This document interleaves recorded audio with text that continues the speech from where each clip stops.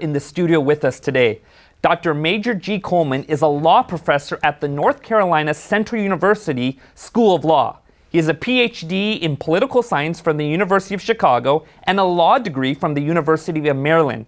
He has practiced law for many years with the federal government and is an expert on the political economy of race, evidence, the scientific method, formal argument, critical thinking, and logic.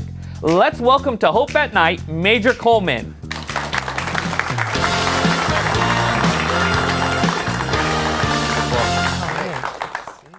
First of all, Jesus believed in the flood model, and it's the basis for the entire authenticity of the Bible. If you can prove that the Genesis story is false, you have destroyed the entire belief system on which Christianity is based. So that's why we use this model to show people that Noah's Ark was real and that the story is true. Well, couldn't the story have been symbolic, metaphor for other kinds of events that took place? How about creation? Couldn't that have been symbolic or metaphorical in the language that's there? Well, it is possible, but when we look at the four postulates of creation and we compare them with the four postulates of evolution, only the postulates of creation have been observed.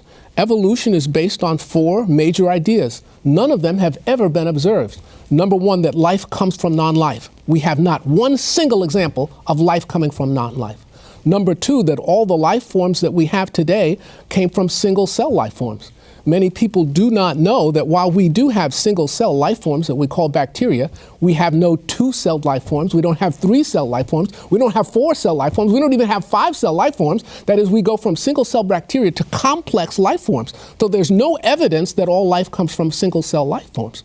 The third postulate of evolution is that time and chance drive evolution forward, of course, and time works against evolution.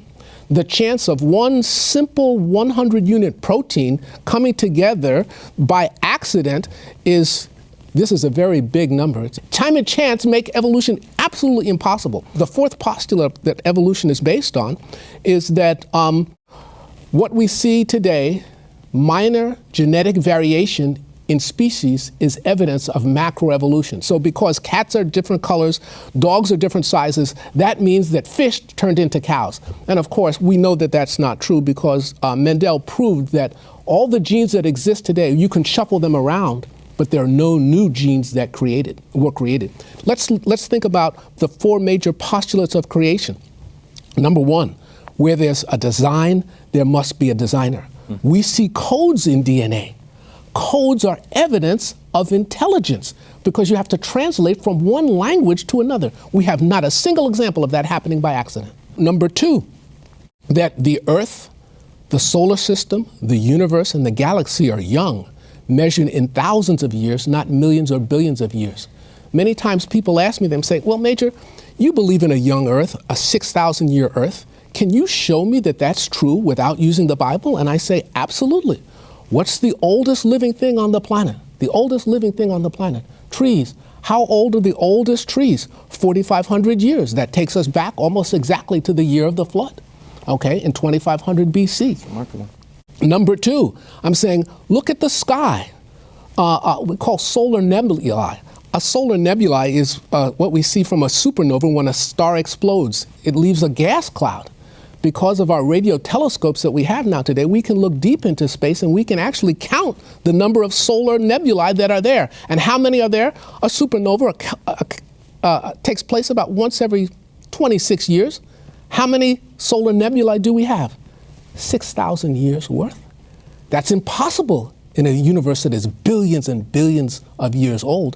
And we have other evidences such as alpha decay that we do in our program that most people don't understand that also shows that the Earth is 6,000 years old. So that's the second postulate that proves that the biblical story of creation is true. Life that we see today are the basic kinds of animals and plant life that were originally created. So we can test that.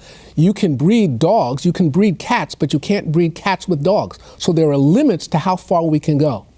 And lastly, that is, Earth experienced a worldwide flood in approximately 2500 BC, 1656 years after the world was created. The world is filled with limestone. Limestone is sedimentary rock. It precipitates out of water. The entire earth was filled with water. Every mountain chain in the world, including Everest, has sea life on top of that mountain. The mountains rose out of the water, so we know that there was a worldwide flood.